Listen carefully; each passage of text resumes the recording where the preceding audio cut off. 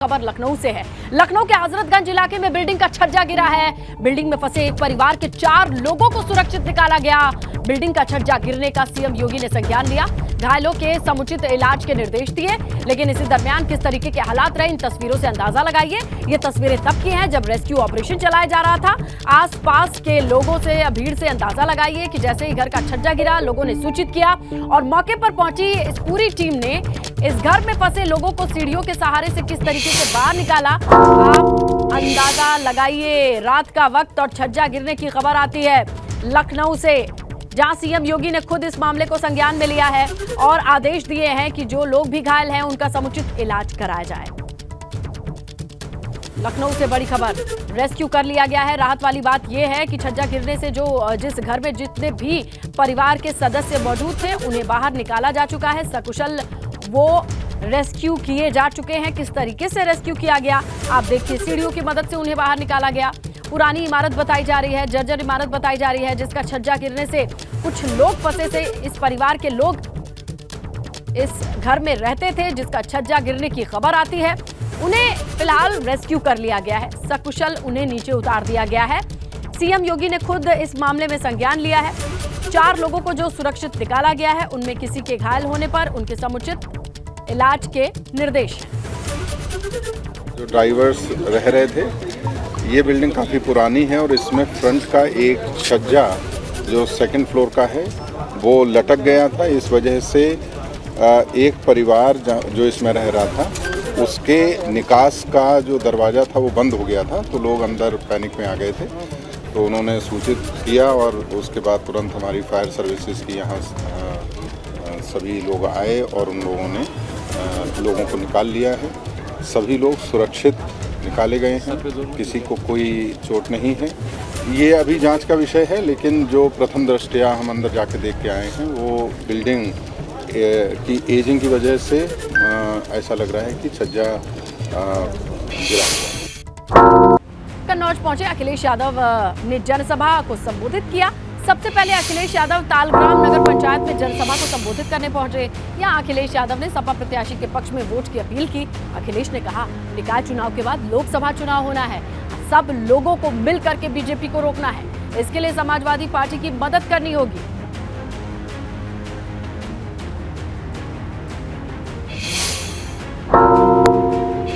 हापुड़ में दूसरे चरण में निकाय चुनाव होने हैं। ऐसे में सियासी दलों ने प्रचार में ताकत झोंक दी है।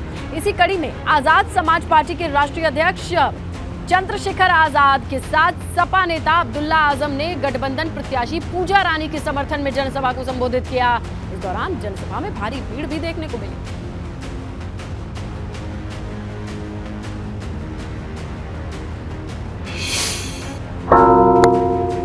वाराणसी में भाजपा एमएलए पर आचार संहिता उल्लंघन का आरोप। बीजेपी विधायक टी राम पर आचार संहिता के उल्लंघन का आरोप लगा है। बीजेपी विधायक का स्कूल में टैबलेट बांटने का वीडियो वायरल है। वाराणसी की अजगरा विधानसभा से विधायक है टी राम। स्कूल में टैबलेट बांटने का वीडियो सर्कुलेट हो रहा है। इस वीडियो को बताया जा रहा है कि चुनाव आचार संहिता का उल्लंघन। अजगरा वाराणसी के विधानसभा क्षेत्र अजगरा से विधायक और अब इन पर टैबलेट बांटने का आरोप लगा है। ये वीडियो है जिसे साझा किया जा रहा है, शेयर किया जा रहा है। इस वीडियो में वो स्कूल में जाकर के बच्चों को टैबलेट बांटते नजर आ रहे हैं और अब इस मामले ने तूल पकड़ लिया है। अजगरा से विधायक है टी राम, जिनका ये वीडियो जो आप देख रहे हैं ये वायरल बताया जा रहा है और इस वीडियो में वो स्कूल में पहुंच करके बच्चों को टैबलेट बांट रहे हैं। आचार संहिता का उल्लंघन बताया जा रहा है।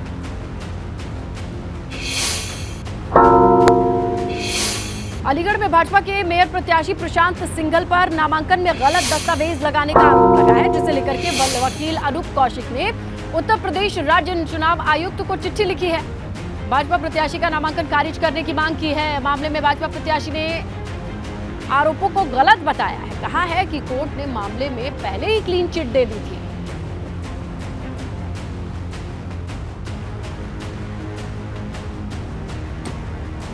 तो पूरा फर्जी केस मेरे ऊपर लगाया गया था और आज आप भी सब जानते होंगे माननीय न्यायालय से बड़ी कोई चीज़ नहीं है हिंदुस्तान के ऊपर। उन्होंने मेरे को बिल्कुल क्लीन चिट देके इस कभी केस से मेरे को बिल्कुल बाइज्जत बरी करा है तो इस बारे में और ज़्यादा मैं कुछ कहना नहीं चाहता। मामला ये है कि अलीगढ़ में गुलर रोड पर नगर निगम का एक बहुत बड़ा भूखंड था जो नगर निगम के नाम दर्ज है, 29 बीघा 16 बिस्वा, और उसमें 1958 में शासन द्वारा वो नगर निगम को हैंडओवर किया गया था यहाँ स्लेज फार्म के लिए। लेकिन उसके बाद कुछ भूमाफियाओं की नज़र उस पर पड़ी और वहाँ सबसे बड़ी बात यह है कि पूरा वो पोखर था, जलमग्न था। अम्बेडकर नगर पहुंचे ओम प्रकाश राजभर ने सुबसपा प्रत्याशी के लिए प्रचार किया। इस दौरान उन्होंने कहा कि निकाय चुनाव के बाद महागठबंधन की कवायद तेज होगी। इस पर वो बीजेपी पर हमलावर दिखा। उन्होंने कहा कि एक मंच से मुझे राहुल, नीतीश, अखिलेश ने बुलाया तो मैं चला जाऊंगा। साथ ही उन्होंने ये भी कहा कि निकाय चुनाव के नतीजों से लोकसभा चुनाव पर कोई असर नहीं पड़ेगा।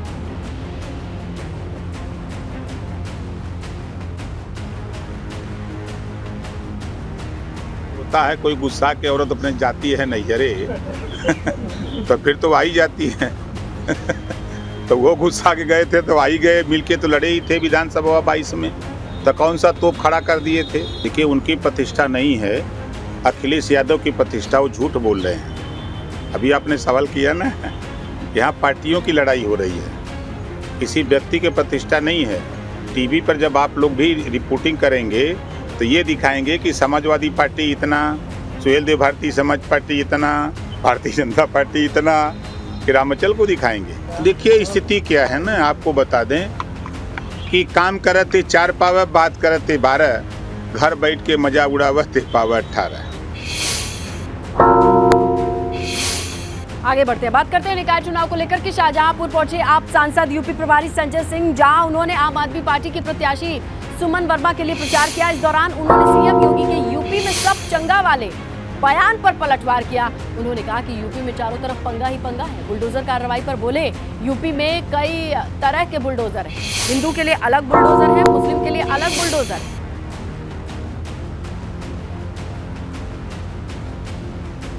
योगी जी लेते हैं सबसे पंगा और यूपी में चारों तरफ पंगा ही पंगा, उनका यही काम है। वो तो बुलडोजर से अपने आप को खुद ही, कोई बताइए, एक मुख्यमंत्री खुद से अपने आप को कहते हैं कि मैं बाबा बुलडोजर हूँ। तब हर कैटेगरी के लिए अलग बुलडोजर बना हुआ है। मुसलमानों के लिए चलाने पे एक अलग बुलडोजर, त्यागी के ऊपर चलाने का अलग बुलडोजर, सोसाइटी पे चलाने का अलग बुलडोजर। तो यहाँ कई रकम के, कई तरह के बुलडोजर हैं। ये सरकार अपनी उपलब्धि मानती है कि हम कितना अच्छा आपको तोड़ सकते हैं, कितनी हमारी विध्वंसक मानसिकता है, कितना हम आपको तहस नहस कर सकते हैं, और इस पे गौरवान्वित होते हैं, कहते हैं हम बाबा बुलडोजर हैं। गाजियाबाद में चुनाव से पहले संगठन की समीक्षा करने पहुंचे प्रांतीय अध्यक्ष नसीमुद्दीन सिद्दीकी के इस दौरान उन्होंने कांग्रेस की मेयर प्रत्याशी पुष्पा रावत ने नसीमुद्दीन सिद्दीकी से संगठन की शिकायत की। इसके बाद नसीमुद्दीन ने 11 मई तक का पदाधिकारियों को समय दिया और कहा अल्टीमेटम देते हुए अगर सुधार नहीं किया गया तो संगठन में बदलाव होगा।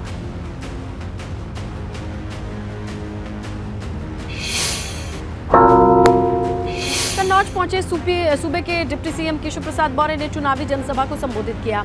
इस दौरान डिप्टी सीएम ने कर्नाटक विधानसभा चुनाव में कांग्रेस की घोषणा पत्र पर नाराजगी जताई और कांग्रेस पर जमकर हमला बोला। डिप्टी सीएम ने कहा कि पीएफआई से बजरंग दल की तुलना करने का कांग्रेस ने महापाप किया है।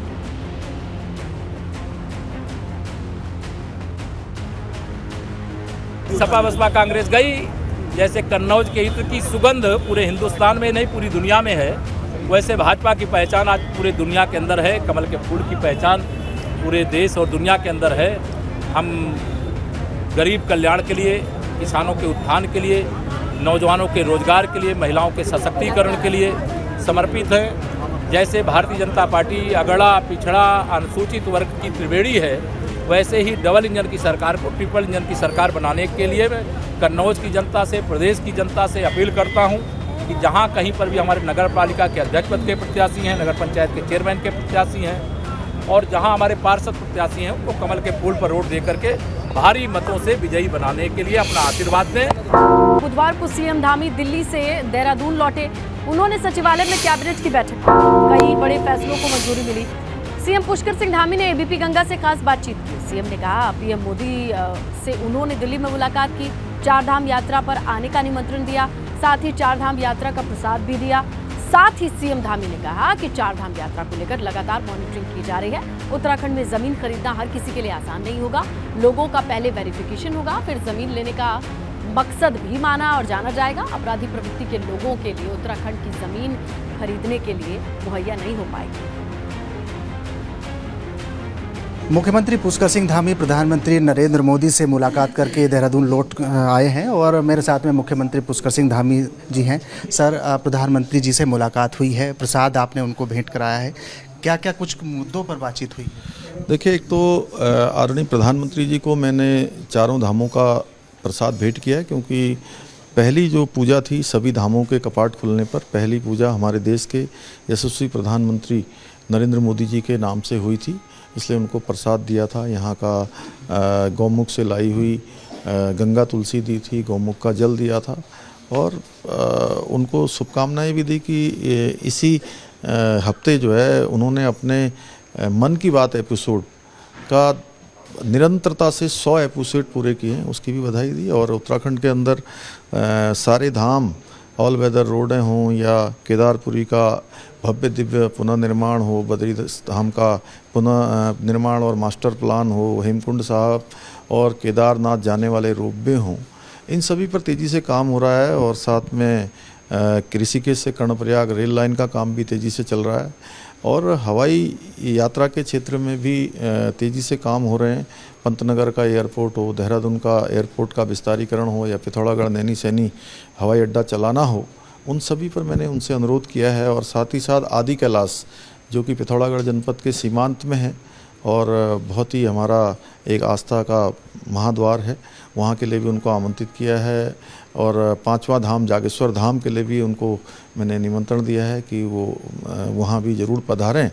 सर, एक कड़ा फैसला आपकी सरकार का है, जो उत्तराखंड में जो ज़मीन को खरीदना होगा बड़ा आसान नहीं होगा, खासकर जो बदमाश या अलग प्रवृत्ति के लोग हैं उनके लिए काफ़ी कठिन है। ये कैसे फैसला आप देखते हैं? देखिए, उत्तराखंड बहुत ही हमारा शांत प्रदेश है, यहाँ पर कानून व्यवस्था की स्थिति हमेशा से एक पूरे देश में एक आदर्श स्थिति में रही है। तो कहीं किसी प्रकार की ये स्थितियां आगे चलकर बिगड़े न, किसी प्रकार का असंतुलन यहाँ पर न हो।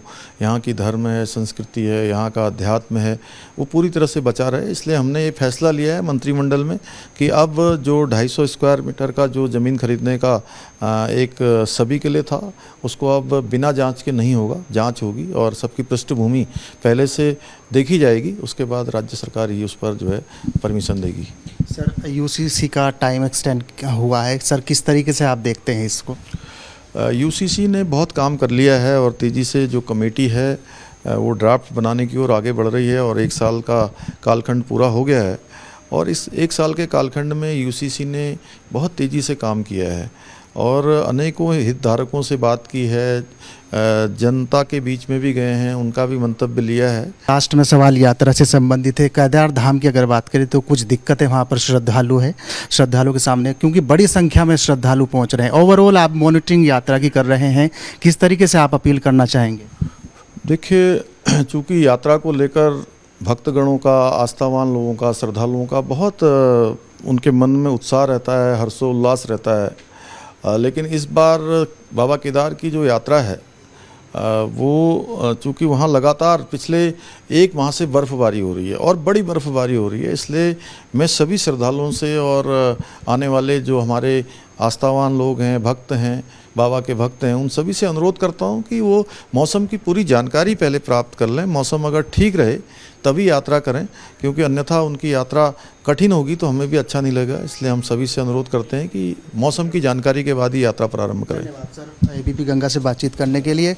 साफ तौर पर मुख्यमंत्री पुष्कर सिंह धामी का कहना है कि जो भी श्रद्धालु उत्तराखंड की चारधाम यात्रा के लिए आ रहे हैं, कृपया मौसम की जानकारी लेकर ही उत्तराखंड की ओर पहुंचे। अपने सहयोगी कैमरा पर्सन क्रिस्टोफर लॉरेंस के साथ विनोद कुमार, एबीपी गंगा, देहरादून।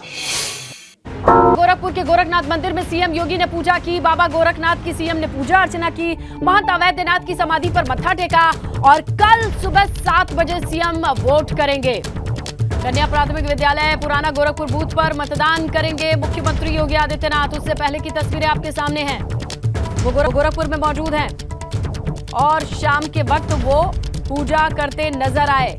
गुरु का आशीर्वाद लेते नजर आए और कल सुबह 7 बजे वो मतदान करेंगे। तो पहले चरण की वोटिंग कल होनी है निकाय चुनाव को लेकर के। गोरखपुर में भी कल ही वोट डाले जाने हैं और ऐसे में मुख्यमंत्री योगी आदित्यनाथ की तस्वीरें आपके सामने हैं। आज वो गोरखनाथ मंदिर में पूजा करते नजर आए। खबर बस्ती से है। सीएम योगी के कार्यक्रम से पहले जीआईसी ग्राउंड में पानी भर गया है। कल जीआईसी ग्राउंड में सीएम योगी की जनसभा होनी है और सीएम के कार्यक्रम को देखते हुए प्रशासन ने कमर कस ली है। मोटर लगा करके ग्राउंड से पानी निकाला जा रहा है। कल पानी निकाला जाना जरूरी है क्योंकि सुबह 12:15 बजे ही सीएम की जनसभा होनी है। लेकिन जिस जीआईसी ग्राउंड में ये जनसभा होनी है वहां पर बारिश के बाद कैसे हालात हैं आप देखिए। पानी भरा हुआ है और इसे अब मोटर लगा करके पंप के सहारे बाहर निकाला जा रहा है। बड़ा चैलेंज है क्योंकि कल 12:15 बजे सीएम की जनसभा होनी है। दूसरे चरण के रण की तैयारी, जहां पर वोट के बाद बस्ती से गोरखपुर से बस्ती पहुंचेंगे मुख्यमंत्री योगी आदित्यनाथ। जीआईसी ग्राउंड का ये हाल है जो आप देख रहे हैं, यहीं पर जनसभा होनी है। तैयारियां भी आधी अधूरी दिखाई दे रही हैं। जहां पंडाल लगाए जाना है उसके लिए खाका तैयार किया गया है, लेकिन जमीन की हालत आपके सामने है। गोरखपुर में कल निकाय चुनाव के पहले चरण का मतदान होना है। इसके लिए पोलिंग पार्टीज मतदान केंद्र के लिए रवाना हो गई हैं। वहीं आज ही करीब 1 घंटे की बारिश ने नगर निगम की पोल खोल करके रख दी है। शहर में जगह जगह जलभराव की स्थिति है। स्थानीय लोगों की परेशानी बढ़ गई है। तो ये देखिए आप, निगम की चुनौती चुनाव से पहले ही सामने आ गई। 15 मिनट की बारिश हो गई जिसके वजह से यहाँ जल जमाव की स्थिति हो गई, जिसके कारण मैं यहाँ जल जमाव की स्थिति को में फंस गया हूँ और सामान लेकर के आने जाने में दिक्कत हो रही है। ये दोनों तरफ जो नाले हैं वो भरा हुआ है, पानी निकलना मुश्किल है। इस वजह से पूरा रोड जाम हुआ है। हमारा दुकान भी है, हम लोग सब सामान ऊपर उठा के रखे हैं। पब्लिक को भी काफी दिक्कतें आ रही हैं। तो अमूमन सारे दुकान में यहाँ से नखासा और रहती सारे दुकानों में पानी है। भाजपा ने राज्य निर्वाचन आयुक्त को पत्र लिखा है। पर्दानशी महिलाओं की पहचान के लिए यह पत्र लिखा गया है। फर्जी वोटिंग को रोकने के लिए बीजेपी ने यह चिट्ठी लिखी है। पर्दानशी महिलाओं को, खासकर बुर्के में, नकाब में जो महिलाएं आती हैं, उनकी पहचान के बाद ही उन्हें वोट डालने का मौका दिया जाए। भाजपा की यह मांग है। पोलिंग सेंटर्स पर महिला पुलिस या कर्मचारियों की नियुक्ति की मांग की गई है और इसके लिए बाकायदा चिट्ठी लिखी गई है।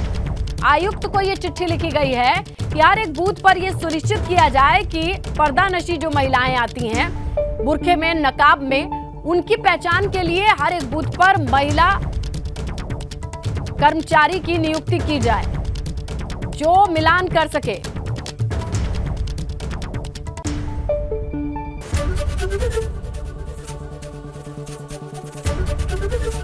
एबीपी गंगा, खबर आपकी, जुबान आपकी।